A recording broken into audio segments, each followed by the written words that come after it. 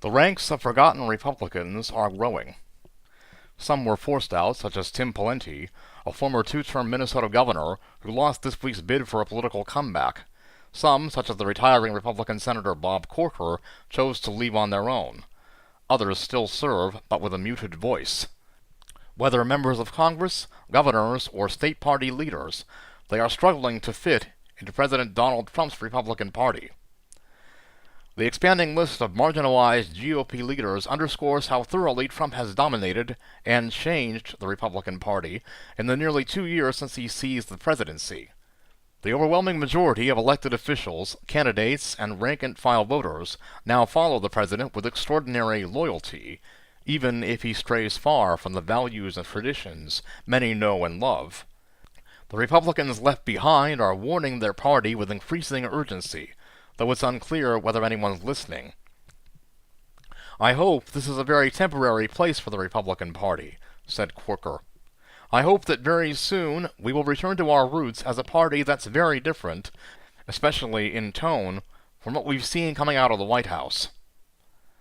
The forgotten Republicans, people like former Florida Governor Jeb Bush, Arizona Senator Jeff Flake, South Carolina Congressman Mark Sanford, and Ohio Governor John Kasich, have been unwilling to sit quietly as Trump steers the GOP away from free trade, fiscal responsibility, consistent foreign policy, and civility. Isolation and political exile have been their rewards. Their diminished roles leave fewer Republican leaders willing to challenge Trump under any circumstances, even in his darkest moments. Fact-checkers have recorded an extraordinary level of false and misleading statements flowing out of the White House, and beyond dishonesty, some of the forgotten have decried a disturbing pattern of racially charged rhetoric on issues like immigration, NFL anthem protests, and Confederate monuments. "White nationalism isn't something I'm ever going to be comfortable with, but it is embraced by, or simply doesn't bother, a lot of Republicans," said former Ohio Republican Party Chairman Matt Borges, once a Trump confidant, who was forced from his leadership post after criticizing Trump in the weeks leading up to the 2016 election. After Trump's victory, Borges returned to practicing law, while he continues to play a modest role in local politics. "To me, it became a matter of how much of your soul you're willing to sell. I would be the wrong person to be leading this party right now," Borges said. Trump remains popular among rank-and-file Republicans, and the vast majority of Republican candidates across the country this midterm season are pledging unconditional loyalty and being rewarded with primary victories. Gallup found that 82% of Republicans approved of the president's job performance earlier this month. That's compared to just 34% of independents and 7% of Democrats. Kasich, who has not ruled out a primary bid against Trump in 2020, said the president's approval is misleading because the universe of people identifying as Republican is shrinking. "We're dealing with a remnant of the Republican Party. The party is not what it was," Kasich said in an interview. The term-limited governor said he's content to focus quietly on addressing issues like the opioid epidemic and urban violence on a bipartisan basis, while the Trump-led GOP focuses on partisan squabbling. "Let those in the Republican Party who want to be ideological and partisan, let them wallow in their own failures," said Kasich. Other GOP leaders aren't feeling quite so emboldened. Pawlenty's quest for a third term collapsed after Republican primary voters determined his experience and his years-old description of Trump as unfit and unhinged weren't welcome. Pawlenty politely declined to be interviewed, but a former aide, Alex Conant, said this week's result, like those of other primary elections this year, sent a clear message about the modern GOP.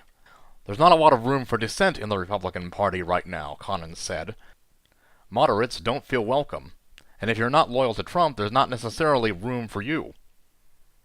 The details may be different, but Pawlenty's unexpected exit is reminiscent of that of other public officials who have struggled to find their footing in the Trump era.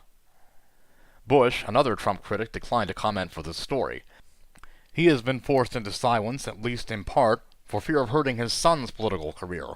In June, Donald Trump Jr. withdrew from a fundraiser for Texas Land Commissioner George P. Bush after Jeb Bush criticized the president's policy of separating immigrant children from their families at the border.